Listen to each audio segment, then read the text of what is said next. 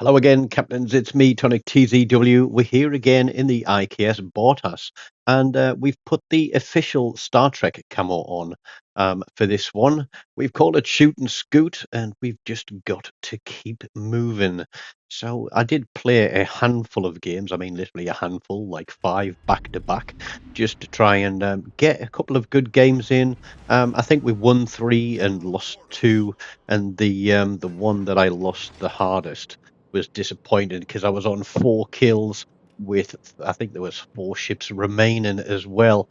Just goes to show how hard the rest of the team potatoed. But with this one, we've got 3 destroyers in. We are top tier at tier 6, but there's some big tier 5 battleships out there. And I'm going to learn that the AP on this ship isn't all it's made out to be, because we're going to see a lot of bouncers and a lot of shatters. So I'm just wondering, do I need to change the build up a bit? So if you've got this ship and you have a really good build for it that does a lot of AP damage, then please do tell me what it is in the comments down below this video. And while you're watching the video, if it's your first time past the channel, please do consider hitting that subscribe button. And you can also take out a membership to the channel for as little as 99 pence a month. I don't make a lot of money out of this one. Currently I'm making around £15 a month. It doesn't, well, it will pay for Admiralty backing, but to be honest, most of the money that I make from the channel, at least 50% of it anyway, goes to the little man Charlie. So you'll be providing him with a little bit of extra pocket money, and as it is the summer holidays, he'll have something to spend. We take what we got, 7,000 there off the buy-in and the destroyer. We get a kill assist, and it's always a good start to get a destroyer off the map early game. But the cap is still contested, and that's the Charlemagne that's just off to the left of that buy-in behind the island, and I can't actually get shots onto him. And what I'm trying to do here was to use that little island that's there to my left just to screen me a little bit from that buy-in, because I'm quite certain that if he gets me dialed in, that he is going to give me a little bit of a spanking. Destroyers doing destroyer things, sitting in a capture point in a smoke screen, letting somebody else do the spotting while they use their piddly little guns to try and do damage. But as torpedoes are underway, that's good for us. But the buy-in uses the smoke screen of the destroyer, and I'm looking around and thinking, oh no, they're going to push through the middle. That's not good for us. Here comes the buy-in, and thankfully he thought we were going forwards, and he misses everything. That's great for us. Still trying to keep an eye on where that Charlemagne is. Buy-in avoids all the torpedoes, and now our destroyer is getting pushed. And as he's pushing me and getting closer, I want to have as much distance as possible between the buy-in and myself, because the further I am away, then the greater the incoming dispersion is. We get a cap reset. We're going to try and get a shot across the top there onto the Charlemagne as well. I have no idea where those torpedoes were coming from, but I'm guessing it's another destroyer. There's the buy-in again. And I did say it in my first video that even though this is armor piercing and it's a cruiser, the guns do seem to be quite low velocity with a high arc, so they take a long time to get there. It's a little bit like, I want to say, a tier 6 Plymouth. I don't know which ship this is actually based off. My knowledge of the game isn't that expansive when it comes to all these special collaborations and reskinned ships.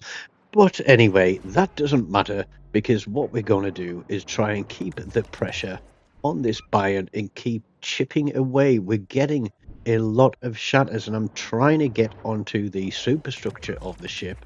We're running turret traverse rather than aiming. I think it's aiming system mod 1, because I'm trying to play movement and agile, and so I want the turrets to be turning as quick as possible. I might mix up the build and play a couple more games and see if the accuracy with aiming systems mod 1 makes it any more playable and nets me a little bit more damage. But we've pulled a long way back on the map here. And look, we have a big battleship sailing through the middle of the map. Our two destroyers on the left-hand side of the map, I don't know what they're doing, to be honest. I think they're just slinging torpedoes and hoping they'll hit something, because there's only one battleship against them out there on a cap. I think they've taken care of another destroyer. Charlemagne is going to have a pretty solid game, and I think I did try to GG him, but his messages were blocked because he did play a pretty good game. That's a ship that I don't have on this account, but I do have it on my free-to-play account, and I know it can be nasty in the right situations. So I don't want to be on the receiving end of him, but what we want to do is try and take down that Arizona there. But they're using the islands for cover. I'm just looking to see if we can get shots across the top. And then in comes another destroyer, Akatsuki. That's where the torpedoes were coming from. So two destroyers on this side of the map, and you'll see me trying to adjust my fall of shot. We get a good hit there with Blacker's torpedo tubes. That means that he can't fix those, and as a Japanese destroyer with no torpedo tubes, you are practically useless. It is as simple as that. But did I do one or did I do both? That's the question. Are we still going to be seeing some torpedoes coming in? Now, as I said earlier, I'm trying to play this thing with movement, with speed, with positioning, and just trying to stay agile. I'm not a big one for agile cruiser play. Most of the time, I'll run face first into an island, and then I will get my bottom shot off. A bit like Forrest Gump in Vietnam. But we're going to put some torpedoes towards that gap there, just in case those guys do try to come around that corner, bow into us. Trying to stay on the undetected side of the island from these guys and trying to use the angle of these shells to drop across the top. But there we go. There are some torpedoes coming in, which means that that destroyer has still got torpedo tubes available. But I'm guessing we knocked out one of his three, but the fact that they've just run out gives us an idea of how far away he is. But there is still a cruiser that is unsighted, and our battleship does an amazing job of taking out that Arizona as he comes round the corner, and then we get the Charlemagne spotted. And that Charlemagne is going to do an absolute dandy on our two destroyers, who are sticking together like Ant and Dec. I don't know who the American equivalent of Ant and Dec would be, but I'm sure there's someone that you can relate to. Basically, a double duo of personalities, and they're holding hands and sailing around the map as we get this Amono spotted. Now, I refer back to the encyclopedia in my head of what ships can do. I know that the Amono has long-range torpedoes, so potentially those torpedoes did not come from the destroyer, they came from the Amono. And he's got low concealment. He's good with his HE, but he is a kiting cruiser. And with a kiting cruiser going away, you don't really want to chase it, especially when it's got lots of torpedoes. But that's exactly what I'm going to do, because the further I can push him back and keep him spotted, we've got this fast loading AP. He's probably going to stick with HE, and that's going to give me the opportunity to quickly whittle him down, because he needs to be at a bit of an angle to get those torpedoes off. You've already seen we've hit a couple of citadels. The battleship takes a volley at him, and we are going to keep turning, but we're going to wait, because look, he's already run face first into one island, and I'm kiting away, and for him to keep his guns on, he needs to stay at the same angle, and he is going to run face first into an island again. As one of the guys likes to say, he's a bit of an island boy. But we fluff a shot there because he does hit the island, and I'm thinking, okay, we can finish him off now while he's backing up. No, the battleship takes a cheap kill, and we get another little five-knuckle shuffle Concentrate fire from on the Wargaming designated there for target. that one. So, given that where the Charlemagne is, and the fact that the cap across there, A cap, is turning red, we know that the last destroyer is across there. So he obviously doesn't have any torpedoes to fire. Otherwise, I expect that he would have continued to push this flank to come after the battleship.